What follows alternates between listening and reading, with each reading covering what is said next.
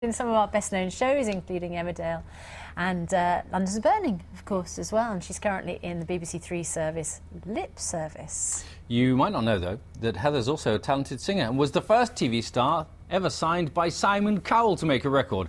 15 years later, she's releasing her first album, and she's with us now. Good morning. Good morning. Shall we hear that marvellous singing voice? Yeah, if you like. Better than you. That's the name of the song, by the way.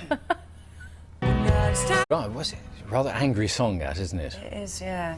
Which I should think a lot of people have sung at the end of a relationship. Yeah, really. I think it's just easier to write when you're miserable. I'm really happy at the moment, so I'm a bit worried so about... you're not getting anything written? No. Well, it's really boring, isn't it? They say happiness writes why. You go, oh, I'm so happy, and people listening, oh, well, thanks a lot. Yeah, no, exactly. No, you do tend to write when you're really fed up. It's a really great outlet, and I just had like a couple of years that were a little bit, you know, not working and all of that stuff and bad relationships and whatever, and I got an album out of it, so...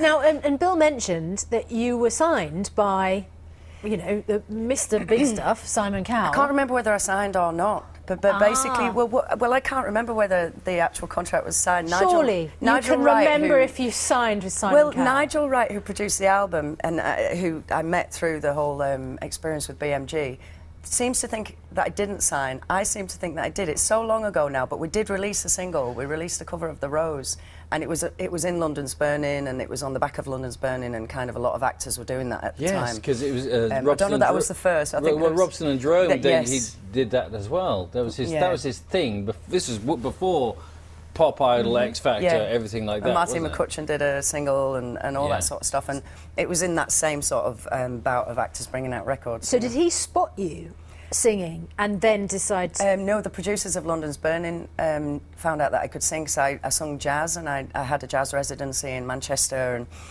they basically got me to sing at the rap party, which is the party you have at the end of a shoot. Yeah. And apparently there was people from BMG there. I don't know whether Simon was there. It was before he was kind of a celebrity, but he was very big in the industry. Before he was absolutely huge, yes. Yeah, yes. I think he was still pretty big. In a reputational way. So yeah. But you didn't stick around, whether you signed or not, you didn't stick around and stick with him, because you wanted to take your music in a different direction. I guess at the time you were kind of being asked to mime, which, number one, it's a skill of which I've never done, but also it can tend to look like you can't actually do it. And they also wanted me to do an album of covers, and I play piano and I play guitar and I write, so it just all felt a bit wrong, and it felt like I'd rather not be known for music at all than be known for what they're kind of asking me to do. And so, yeah, I didn't follow that road. 15 years is a long time to wait, isn't it, to get your album out? Well, I kind of went on and did other big series. I did Ultimate Force with Ross Kemp, and I did Kay Mellor's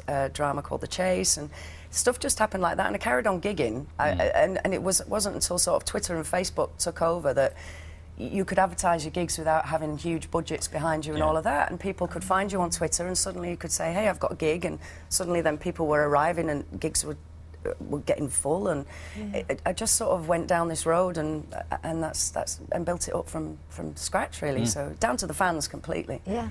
And you'll have plenty more fans because of Lip Service. Now, for people who haven't seen Lip Service, I know you probably don't like this description, but it is the female version of Queer as Folk, isn't it? I like to think of it as a gay girl version of This Life. Okay. Actually, yeah, it's more. We had one of the directors from This Life, Sally Abrahamian, directed it, and I think that the actual it's basically about love, lust, lies, betrayal, friendship, and I think. Is that you looking at the picture there? Is that the friend you just lost, who was? That's my girlfriend who's now dead. Dead. That's her things that were recovered from the scene of the crime. Because what was she doing that was very naughty? She was reading a text while crossing the road, Bill. Which is a very bad thing to do. Don't do that. No. Bang. No, okay. That's it. Not nice. And what has the reaction been like to this? Because it is, I mean, it has to be said, I was looking at some of the clips, it's quite fruity, isn't it? Yes, it is quite fruity. It was slightly embarrassing watching episode 1 with my mum and dad. Oh. Yeah, thankfully it wasn't fruity for me, yes, that particular episode. Okay. But yes, there's quite a lot of, there's a bit of nudity, a little bit of... Was there some throat clearing, somebody saying, I think I'll go... No, that's me. Yes, but it's very beautifully shot. That's all right then. You can say, "Gosh, the cinematography is, or whatever is very good." Yeah, it's kind of like French. Started talking about it later. But, Yeah, good. But I'm sure your parents were very supportive. Yeah, we don't talk about it. Do you not? Well, what did they say? They watched it. They must have No, said do you know what we something did at the end. actually? I had a phone conversation with my mum on the while I was driving up here yesterday, and hands-free, obviously. Of course. Yeah. Because otherwise it Yes. would be No, illegal. absolutely. Yes. Yeah, and we did talk about it then, and she's finally admitted that she quite likes it. Good. Good. Excellent. Well, it's making waves, and it's great to see you.